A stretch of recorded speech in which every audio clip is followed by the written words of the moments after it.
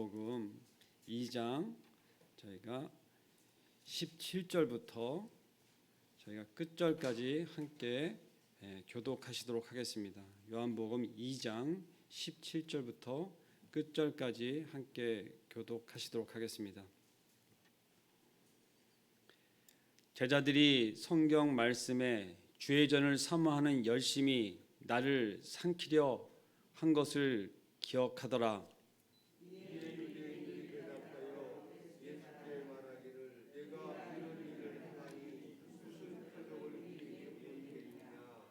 예수께서 대답하여 이르시되 너희가 이 성전을 헐라 내가 사흘 동안 일으키리라.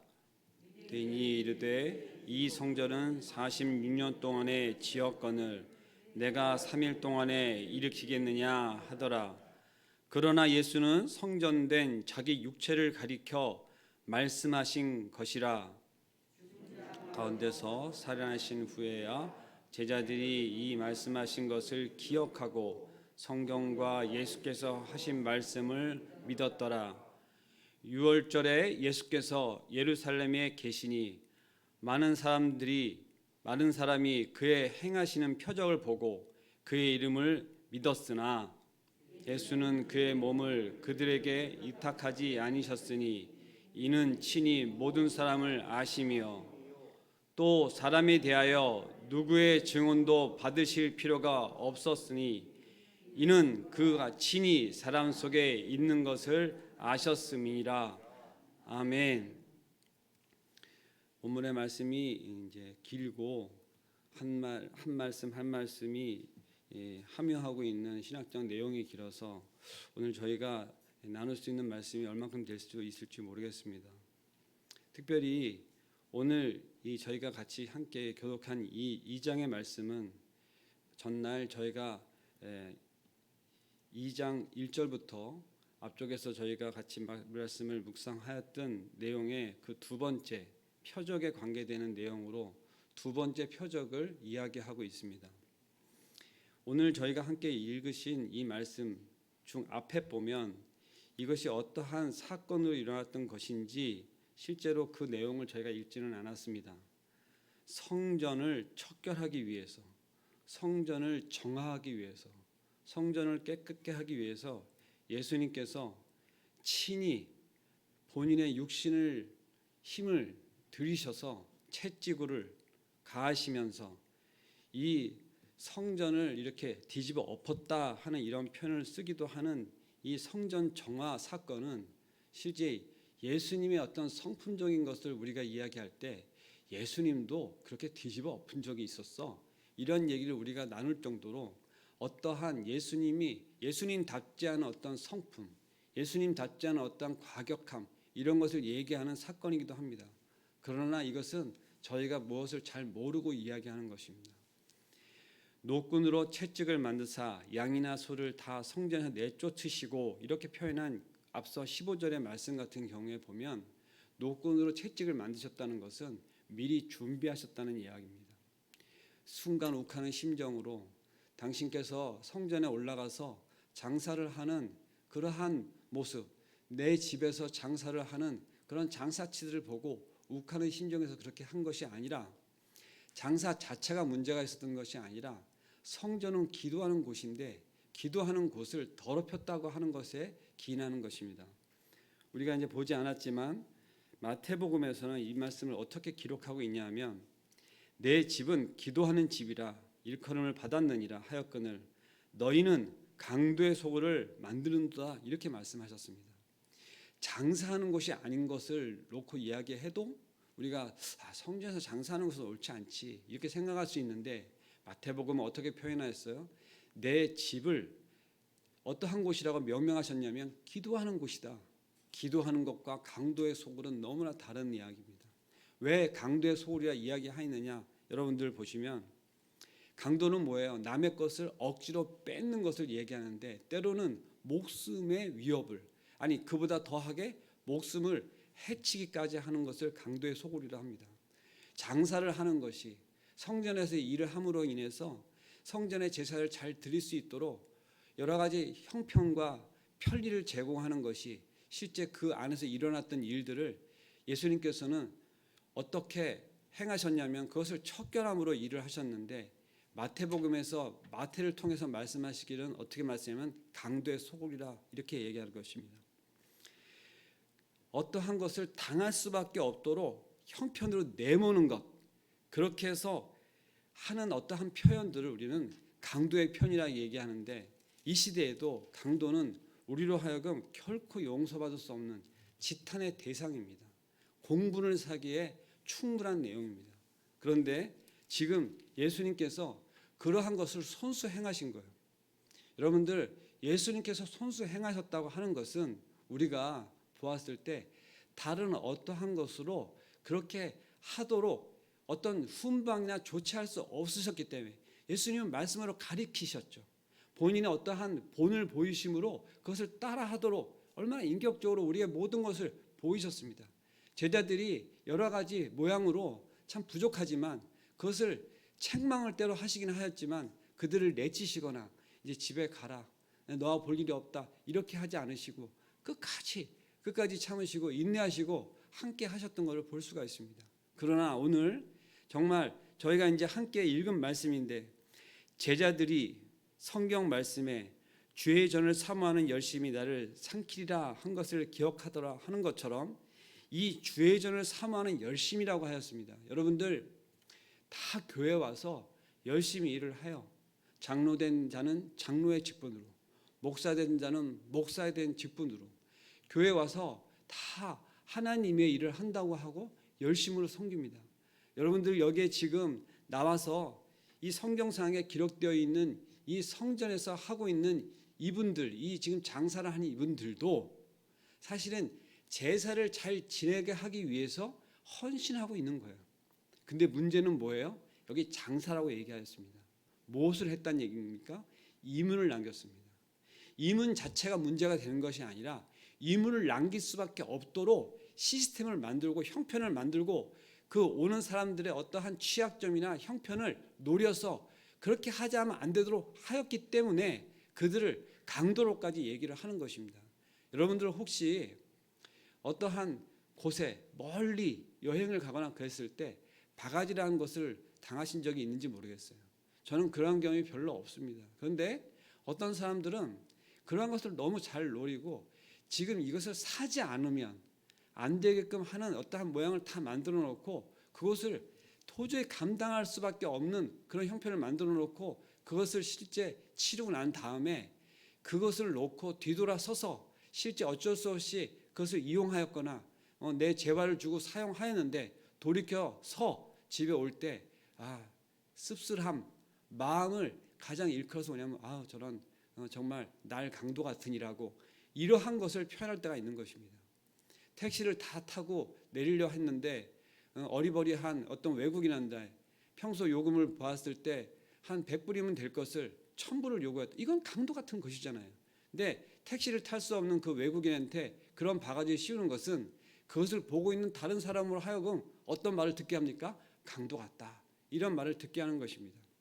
우리가 주의 전에 나와서 열심으로 섬기는 어떠한 일을 할 때에도 때로는 이러한 평가를 받을 수 있는 것에 대해서 우리가 정말 잘 알아야 돼요. 우리가 여러분들 여기서 보시면 실제 이곳에서 지금 이러한 평을 받고 있는 사람들이 교회로 따지면 이제 어제 그제 온 초신자들로 하여금 얘기한 것이 아닙니다. 이곳에서 보따리상을 하고 어쩔 수 없이 어떠한 자기의 먹거리를 위해서 일하고 있는 사람들을 얘기하는 것이 아니라 환전상, 그리고 많은 것을 갖고 거래를 하는 거래상, 대형 상인들을 이야기하는 것입니다. 근데 그들이 거기서 일하기 위해서는 이곳에 일하는 제사장들, 이 성전에서 일하는 어떠한 권력을 갖고 있는 사람들과 결탁이 되어 있는 것입니다. 우리가 이것을 깊이 묵상할 필요는 없습니다. 그러나 이것을 우리가 왜 이러한 내용으로 가장 우리 이 지금 6월절, 앞서 읽지는 않았지만 유대인이 6월절에 가까운지라 예수께서 예루살렘에 올라가셨더니 하면서 시작하는 이 13절 말씀처럼 지금 많은 유대인들이 그 한 번, 그 정말 내가 성심으로 내가 모든 것을 들여서 이 정말 예수님의 성전, 이 이스라엘의 성전, 정말 하나님의 성전에 와서 제사를 지내고자 하는 그러한 마음을 갖고 정말 목숨을 걸고 모든 것을 이끌어서 온 이런 사람들에게 그것을 노리고 하는 모든 행위들을 놓고 이야기하는 것입니다. 어떤 사람들은 주의 전에 올라올 때 우리가 지금 새벽마다 이렇게 올라오셔서 이 말씀과 또 새벽의 기도로 나오시는 우리 이 성도님들 너무나 귀하세요. 저는 여러분들 지금 마스크를 다 벗겨서 얼굴 도장 다 찍고 싶어요. 정말 기억하고 싶어요. 길 가다가 만나면 그날 새벽에 만나셨던 그분이시죠? 이렇게 인사를 하고 싶은데 지금 마스크를 다 끼고 있어서 길 가다가 못 알아볼 수도 있습니다. 근데 이제는 마스크를 끼고 있어도 눈빛만 봐도 이제 좀 알 것 같아요. 한 2주 되니까 많이 좀 익숙해졌습니다. 그런데 이러한 형편에 있는 이 성도들을 어떤 자가 지금 유린하고 강탈하고 있냐고요? 이 자리에 서 있는 성직자와 결탁되어 있는 이 장사꾼들이 그렇게 하고 있는 것입니다. 근데 어떻게 하고 있다고요? 열심히 나를 삼킬 것이다. 이러한 표현을 쓰고 있습니다. 이러한 표현을 우리가 보았을 때 우리가 어떠한 것을 열심으로 할 때 그것이 정말 때로는 어떤 사람에게 교회를 처음 오는 사람, 교회 와서 얼마 되지 않은 어떤 사람들로 하여금 그러한 것을 느낄 수 있도록 할 수도 있는 것입니다. 이제 한 구절을 더 나가서 저희가 오늘 함께 나누고 싶은 이야기가 좀 더 있어서 진도를 나가면, 이에 유대인들이 대답하여 예수께 말하기를 내가 이런 일을 행하니 무슨 표적을 우리에게 보이겠느냐 이렇게 말씀합니다. 자, 성전을 뒤집어 엎었어요. 그리고 이 표현대로라면 이들을 완전히 어떻게 표현한 것이냐면 진짜 몰아낸 것입니다. 그들에게 수치를 주신 것입니다. 그들에게 다시금 이곳에 오셔서 이렇게 못하도록 정말 이렇게 표현을 강력하게 하신 거예요. 그런데 오늘 우리가 이 보고 있는 요한복음의 이 표적 두 번째 것은 실제 예수님의 공생애를 사시면서 이 표적을 일으키신 거에 초반부에 두 번째에 해당된다고 보고 계시지만, 다른 공간복음서의 이 성전 척결 운동은, 성전을 척결하신 이 사건은 실제 예수님이 실제 십자가 못 박혀 돌아가시기 직전에 6월절에 이스라엘 이 예루살렘 성전에서 일어난 일입니다. 실제 시간적으로 보면 공생의 끝부분에 해당되는 내용이에요. 그렇다 보니까 지금 우리가 이 18절에 보면 이런 일을 행한 예수님께 네가 우리에게 무슨 표적을 보이겠느냐 하는 이 무슨 말씀이냐면, 전전날 있었을 것 같은 이 물을 포도주로 만든 이런 표적에 바로 이어서 나온 내용이 아니라, 실질적으로 보면 포도주로 만든 실제 그 표적은 아주 이미 오래전 몇 달, 몇 년 그런 어떤 시점을 두고 있었고, 그 사이에 예수님께서 수많은 이적과 기적과 표적을 행하시던 중에 이게 지금 있는 내용입니다.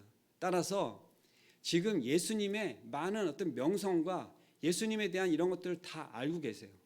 그런 어떠한 중에, 그런 소문 중에 이미 그들이 그것을 알고 이제 너희가 예수님께 이렇게 말씀하는 거예요. 이렇게 한번 했으니 네가 뭔가 우리에게 지금 보일 것이 있지 않겠냐, 나타낼 것이 있지 않겠냐, 뭔가 할 말이 있지 않겠냐, 이런 식으로 얘기하고 있는 겁니다. 다시 얘기하면 책임질 만한 행동을 했는데 보자 한번 이렇게 지금 들이대고 있는 겁니다.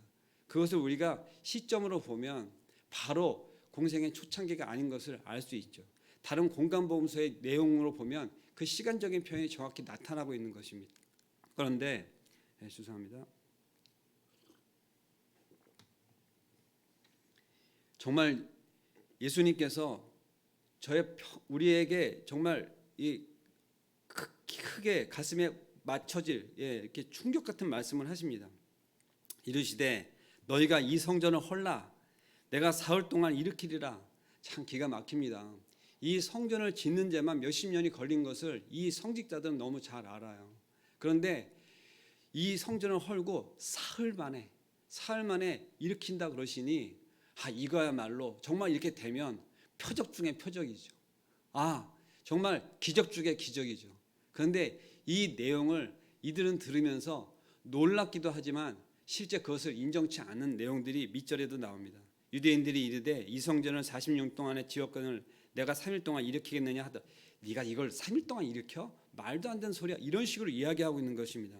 그러나 예수는 성전된 자기 육체를 가리키려 말씀하신 것이라 지금 이렇게 스스로 얘기하시면서 죽은 자 가운데서 살아나신 후에야 제자들이 이 말씀하신 것을 기억하고 성경에 예수께서 하신 말씀을 믿었더라. 자, 여기서 주목할 것은 무엇이냐?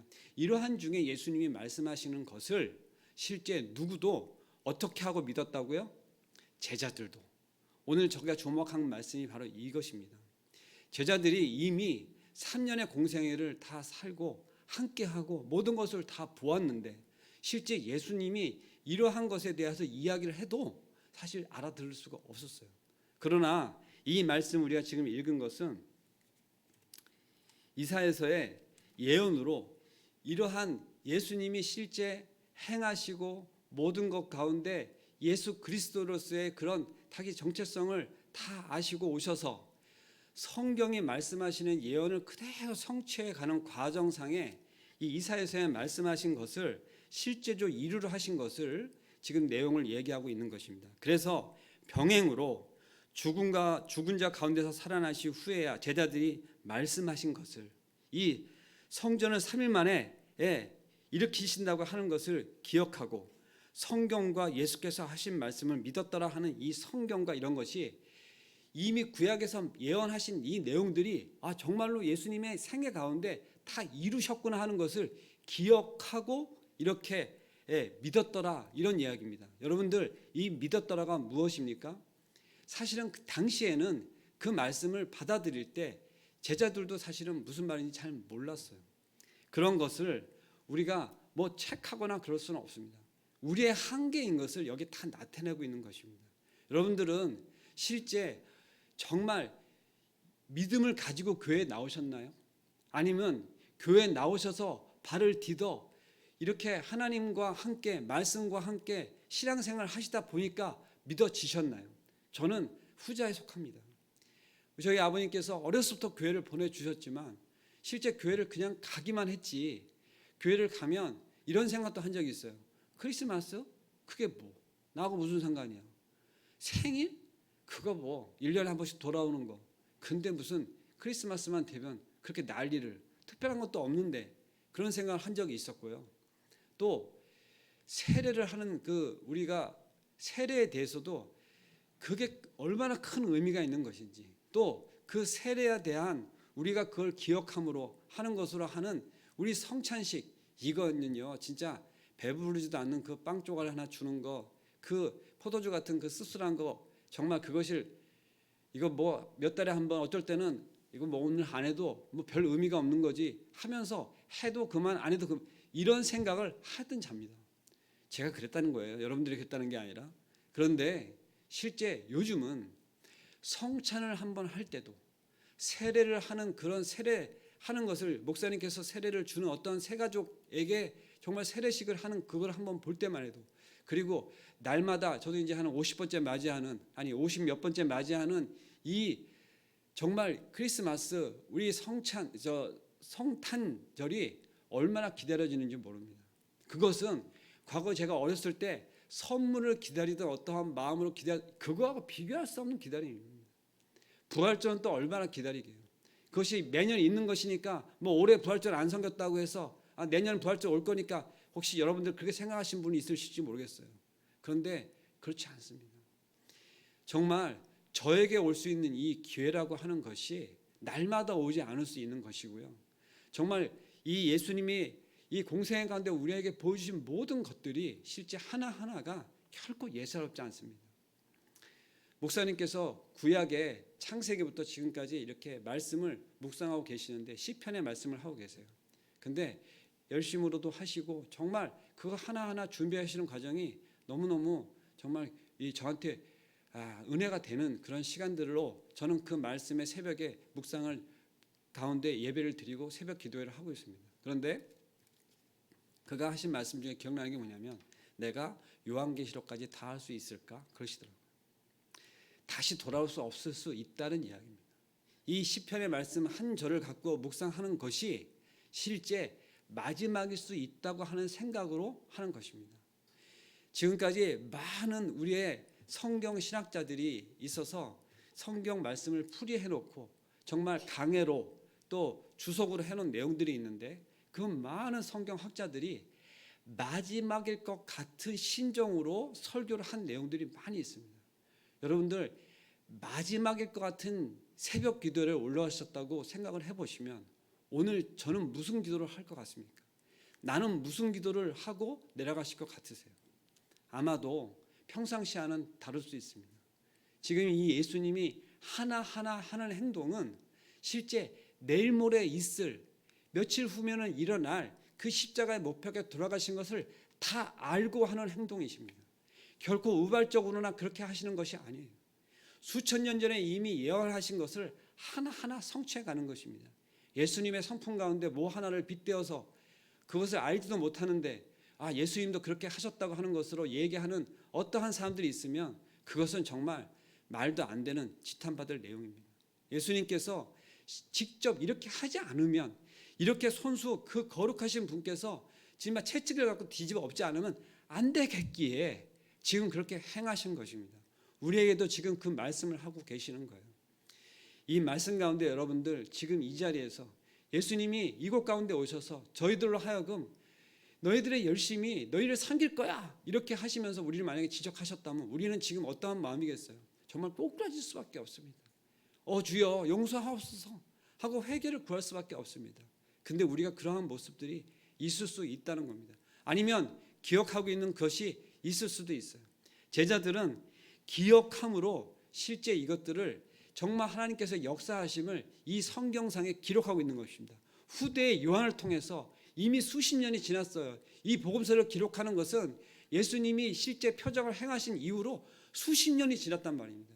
이제 기억 속에서 희미한 내용들입니다. 근데 이것을 성경상에 기록하고 있는 것은 그의 기억으로 하고 있는 것이 아니라 성령 하나님께서 이 지금 성경을 기록하고 있는 저자들로 하여금 기억나게 하시고 실제 이것들을 표기하고 있고, 그 제자들의 수치나 제자들이 실제 그때 당시 못 알아들었던 그의 부족함이나 이러한 것들을 다 낱낱이 기록하고 있는 것입니다. 성경은 정말 하나님의 어떤 영광 가운데 모든 것을 나타내기 위해서 기록하는데, 어떠한 모습으로나 어떠한 내용이나 사건들로 봤을 때 어떤 이런 것들은 좀 기록하지 않았으면 정말 창피하다, 누가 이런 거 하지 나누기도 어렵다 하는 내용들도 어마무시하게 많아요. 근데 때로는 이런 것들을 다 기록했어요.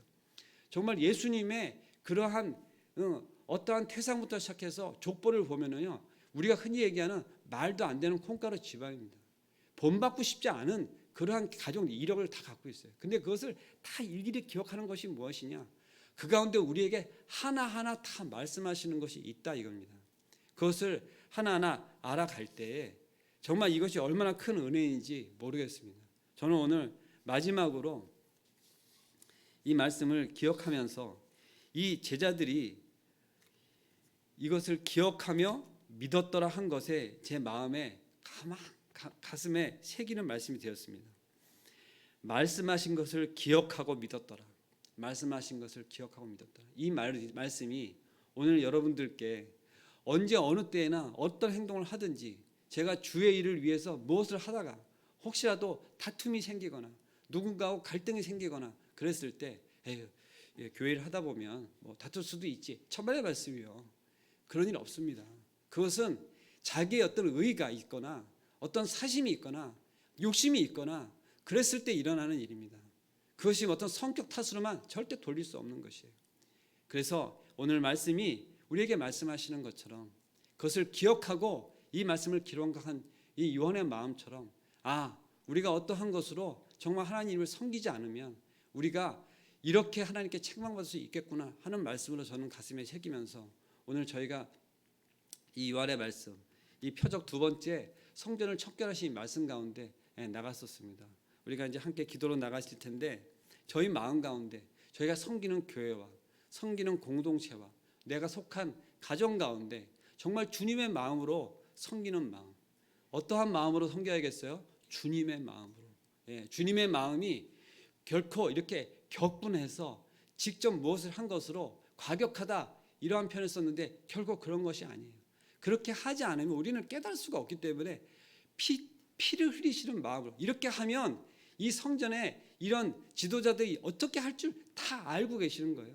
이렇게 하시면 당신께서 당하실 그런 모든 것을 감당하시고 나가셨던 그것을 알고 그렇게 하지 않도록 우리에게 주시는 마음이 있으시면 우리의 행동이 그렇게 돼야 될 줄로 믿습니다.